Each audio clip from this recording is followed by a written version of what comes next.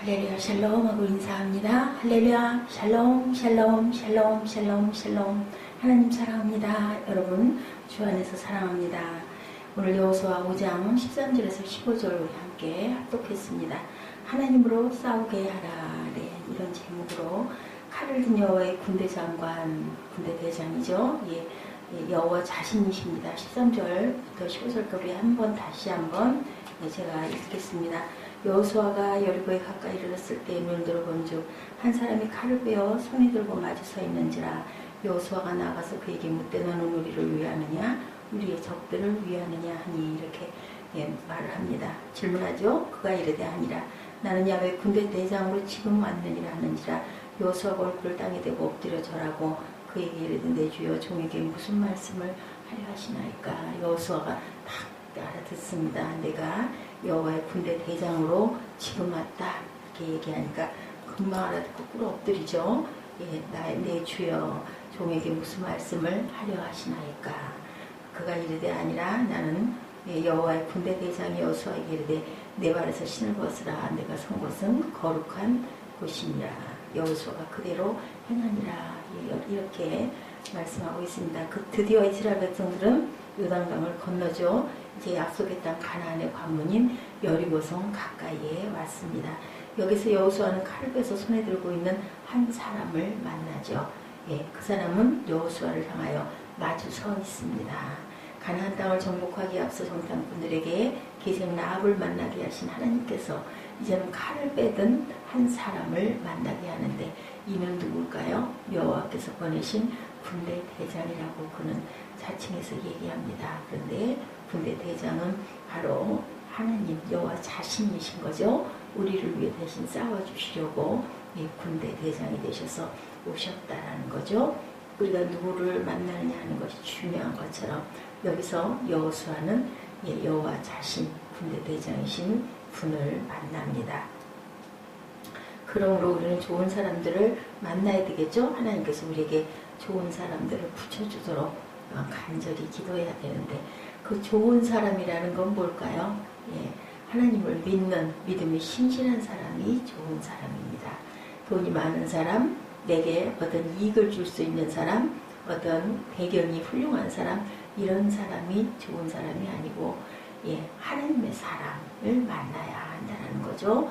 여호수아가 만난 이 사람은 아주 특별히 하나님의 사람이라고 내가 여호와의 군대 대장이라고 얘기하는데 바로 하나님을 섬기는 천사들을 두 부류로 우리가 분류하는 것을 봅니다. 성경에도 한 부류는 하나님 옆에서 수종 들고 하나님의 명령에 따라 좋은 소식을 전하는 가브리엘 천사, 대표적인 천사가 예수님 탄생을 알린 가브리엘 천사죠. 그리고 또 한 부류는 하나님의 명령을 따라 악한 영들과 싸우는 천사들입니다. 미가엘 천사를 군대장이라고 말합니다. 저 군대 장군, 군대 장관, 유다서 1장 9절과 요한계시록 12장 7절에 여기에 대한 말씀이 나오죠. 선사장 미가엘이 모세의 시체에 대하여 마귀와 다투어 변론할 때 감히 회방하는 판결을 쓰지 못하고 다만 말하되 주께서 너를 꾸짖으시기를 원하노라 하거늘 이렇게 표현되어 있습니다. 하늘에 전쟁이 있으니 미가엘과 그 사자들이 용으로 더불어 싸울세 용과 그 사자들도 싸우니 여호수아를 찾아온 군대 장관은 이렇게 미가엘 천사였다라는 것이 드러나죠. 또한 여호와의 군대 장관이란 말은 야훼 자신을 말씀하고 계시다. 하나님께서 인간의 모습으로 나타나시죠. 이것을 하나님의 현현이라고 합니다. 오늘 여호수아 5장 13절에서 15절 말씀 우리 묵상합니다. 출애굽기 3장을 보면 양을 치는 모세에게 여호와의 사자가 떨기나무 불꽃 가운데 나타나죠. 출애굽기 3장 2절에 야훼 사자가 떨기나무 불꽃 가운데 그에게 나타나시니라. 그가 보니 떨기나무에 불이 붙었으나 사라지지 아니하는지라. 그런데 출애굽기 3장 4절에는 여호와의 사자 대신에 야훼로 표현이 되어 있는 것을 봅니다. 여호와께서 그가 보려고 돌이켜오는 것을 보신지라. 하나님의 떨기나무 가운데서 그를 불러 가라사대 모세야 모세야 하시니 그가 가로되 내가 여기 있나이다. 이렇게 대답하죠. 출애굽기 3장 4절에 이렇게 야훼 사자라고 표현을 했지만 야훼께서 직접 모세에게 나타난 것이 증명되죠. 마찬가지로 여호수아에게 하나님의 군대 장군, 군대 대장이라고 내가 말하지만 그는 바로 여호와 자신이죠. 칼을 들고 오신 것은 내가 이스라엘을 위해서 너희들 대신해서 싸우겠다라는 그런 표현을 하고 계신 겁니다. 하나님은 우리를 위해 싸우시는 용사, 장군이 되시기도 한다. 출애굽 15장 3절에 야훼는 용사시니 여호와는 그의 이름이시더라 이렇게 증거합니다. 이스라엘 백성들이 가나안 족속들과 싸워서 가나안 땅을 정복해 나가지만 실은 하나님께서 이스라엘을 대신해서 싸우셨다는 것이죠. 하나님이 싸우시는 전쟁이었습니다. 그렇기 때문에 가나안 땅을 정복해 나가는 전쟁에는 반드시 승리밖에 없다. 실패라는 건 있을 수가 없죠. 주인이 누구신데요? 하나님이시잖아요. 온 우주의 주인이시기 때문에 지실 일이 없습니다. 그러므로 원수들을 두려워해서는 안 된다. 신명기 3장 22절에 너희는 그들을 두려워하지 말라. 너희 하나님 야훼 그가 너희를 위하여 싸우시리라 이렇게 말씀하고 있습니다. 우리는 영적인 싸움의 현장을 지금도 살아가고 있고 주님이 내 안에 거하시면 나를 대신해서 예수께서 싸워주신다. 하나님께서 대신 싸우시죠. 그러니까 너는 걱정하고 염려하지 말라. 너를 내가 죽일 하나님 내가 아니다 라고 믿기만 해라 라고 말씀하죠. 믿기만 하면 너에게 영생을 주리라고 말씀합니다. 너뿐만이 아니라 내 집도 구원을 얻으리라고 말씀하죠. 우리의 싸움은 인간과의 싸움이 아니고 악한 영들과의 싸움이고 악한 영들과의 싸움 뒤에는 그 악한 영을 무찌를 수 있는 분은 성령 하나님밖에 안 계시다는 것을 우리가 믿고 가야 되겠죠. 그러므로 우리가 싸움을 이기기 위해서는 용사 되신 하나님, 우리를 위해서 싸우시는 하나님께 싸움을 맡겨드려야 되고 내가 싸우려고 해서는 백전백패하죠. 그렇기 때문에 백전백승하시는 하나님께 주권을 드려야 되기 때문에 내 발에서 신을 벗으라. 신을 벗는다는 것은 그죠? 내가 승복하는 거예요. 내가 내 주권을 포기하겠습니다. 나는 그냥 아무것도 아닙니다. 아무것도 안 하겠습니다. 이런 뜻을 가지고 있죠. 그렇다면 우리가 어떻게 하나님으로 하여금 싸우시게 해드릴 수가 있을까? 여호와의 군대 장관이 나는 야훼의 군대 장관으로 이제 왔느니라고 했을 때 여호수아가 땅에 납작 엎드리죠. 그리고 주의 종에게 무슨 말씀을 하시겠습니까? 얼른 알아듣죠. 여호와의 군대 장관은 여호수아에게 내 발에서 신을 벗어라. 내가 선 곳은 거룩한 곳이다 라고 말합니다. 그리고 여호수아는 그대로 행하죠. 여기서 신을 벗는 것이 바로 하나님으로 하여금 싸우시게 내가 아니고 하나님이 대신 군대 장관님이 대신 싸워주십시오. 신발을 안 신고 무슨 전쟁에 나가겠어요. 그죠? 내 주권을 포기하는 겁니다. 첫째 자신의 연약성을 인정한다. 나는 약합니다. 나는 보잘것없습니다. 나는 아무것도 할 수 없습니다. 포기하겠습니다라는 것을 드러내죠. 신발을 신고 어디든 가야 되죠. 신발에는 또한 온갖 더러운 오물도 묻어 있습니다. 그래서 신발은 죄악을 상징하기도 합니다. 신이 가장 필요하기도 한데 더러운 것은 다 밟아야 되는 게 신이지 않습니까? 여호와의 군대 장관은 여호수아에게 내가 선 곳은 거룩하니까 신을 벗으라고 이렇게 말씀하죠.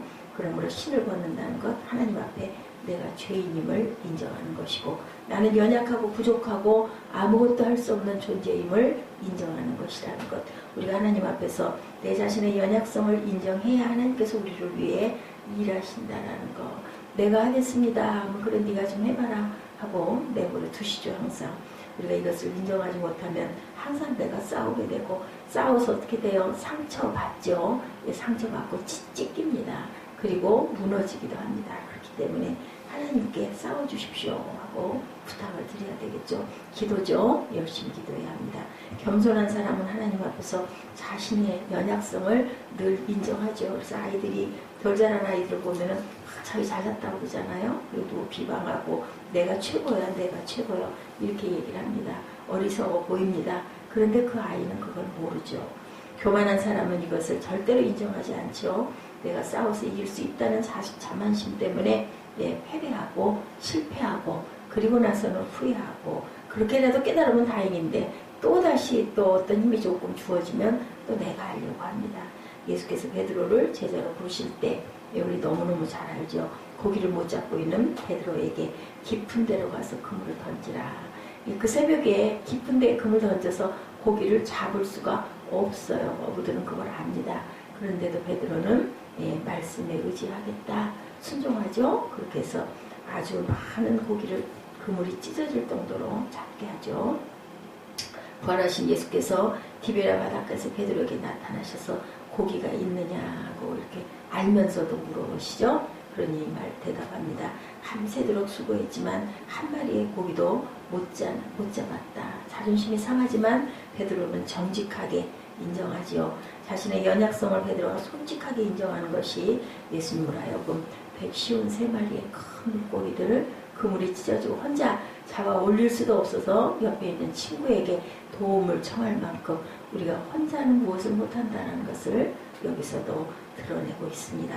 만일 여호수아가 신을 벗지 않았다면, 자신의 죄인됨을, 자신의 부족과 연약성을 인정하지 않았다면 하나님은 결코 여호수아 대신 이스라엘을 위해서 싸우지 않으셨을 것이다. 그러므로 우리는 우리의 자기 죄인됨을 고백하고 회개하고 항상 성령을 도우심을 구하는 저와 여러분 되셔야 되겠죠.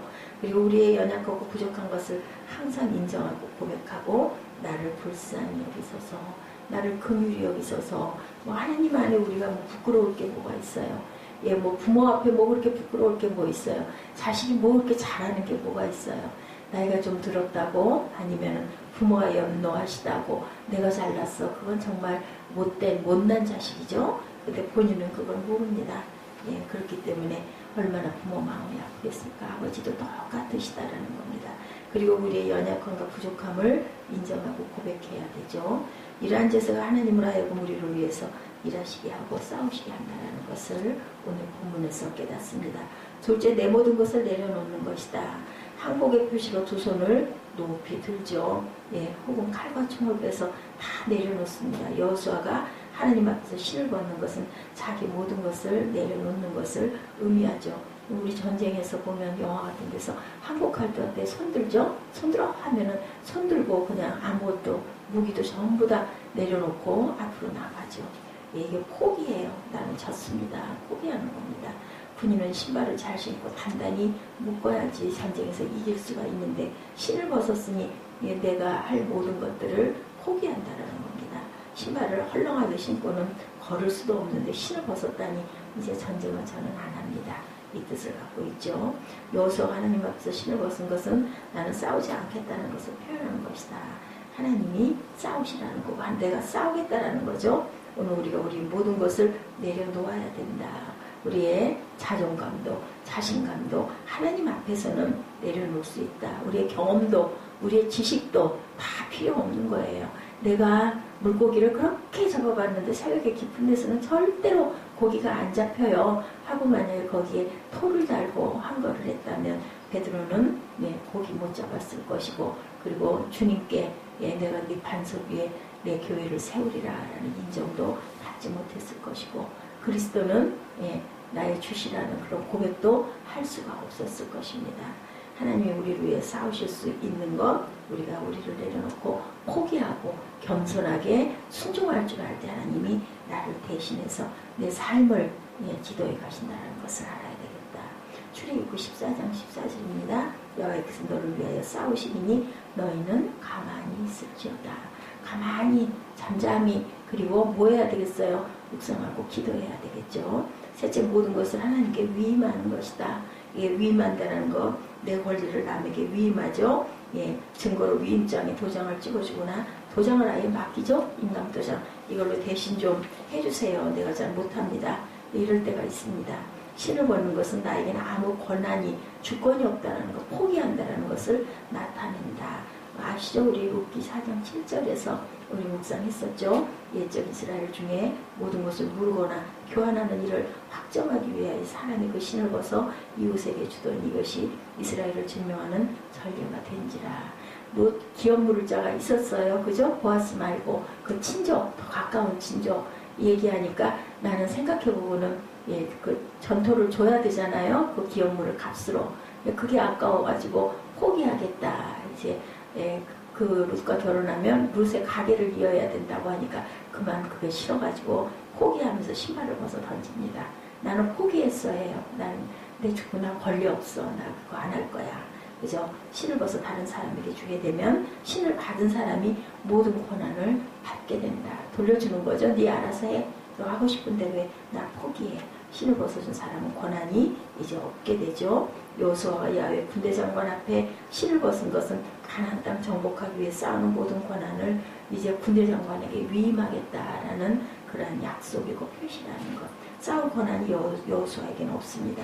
권한을 하나님께 완전히 위임했으니 예, 이것 이상 하나님으로 하여금 싸우시게 하는 것 없는 거죠. 예, 여호수아 6장은 여리고성을 점령하는 내용이 앞으로 나오는데 이스라엘 백성들이 여리고성을 점령하죠. 견고한 여리고성이 어떻게 무너졌어요? 예, 계속 6일 동안 돌고 그리고 나서 7째 날은 7번 돌고 제사장들이 나팔을 붑니다. 동시에 이스라엘 백성들이 크게 외치려 드디어 여리고성이 무너지는 그런 기적을 우리가 성경에서 봅니다. 많은 사람들은 여리고성이 이스라엘 사람들의 함성에 의해서 무너진 것이라고 이렇게 생각을 하죠. 아무리 소리를 크게 지른다고 견고한 성이 무너질 리가 없습니다. 용사 되신 하나님께서 여리고성을 무너뜨리고 그것의 표현으로 그것의 어떤 내가 포기하고 명령을 순종하겠다는 뜻으로 함께 한 마음으로 합심해서 소리를 지른 것 이것입니다. 우리는 모두 다 따르겠습니다라는 뜻이기도 하죠. 우리는 약속의 땅 가나안 땅을 점령해 나가듯이 하나님의 우리에게 주신 약속과 비전들을 성취해 나가야 되겠는데 우리가 싸워서는 안 되고 싸우는 것보다 훨씬 더 승리가 보장되기 위해서는 하나님을 하려고 싸우시도록 해야 한다. 우리 힘으로 싸워서는 백전백패밖에 할 수가 없다. 우리의 부족함과 연약함을 솔직히 하나님 앞에 인정할 줄 알고 그리고 하나님 앞에 내 경험도 지식도 재능도 능력도 모략도 우리들의 모든 영광 관계도 겸손하게 내려놓을 줄 알아야 되겠다. 좋은 사람 만나게 하는 게 굉장히 중요합니다. 인생 살아가면서 좋은 사람 만나야 되지만 뭐라고요? 그 좋은 사람이라는 것은 돈이 많고 권력이 있고 똑똑하고 나보다 많이 배우고 그리고 세상에 많은 좋은 관계를 형성하고 있는 사람이 아니라 하나님의 사람을 만나야 된다. 하나님의 사람과 함께 연합하고 하나님께 기도하고 하나님께 구할 때 대신 하나님이 싸워주신다는 것을 깨달아 아는 이 아침 되시기를 주님의 이름으로 축복합니다. 그리고 용사 되신 하나님께서 싸움을 싸우시도록 모든 것을 위임해 드리고 우리는 잠잠히 가만히 기다리고 기도할 줄 알아야 되겠죠. 하나님으로 하여금 싸우시게 하셔서 멋진 승리를 맛보시는 2016년 그리고 2017년 되시기를 주님의 이름으로 축복합니다. 우리 본문 13절에서 15절 한번 읽으시고 기도하는 시간 갖도록 합니다. 5장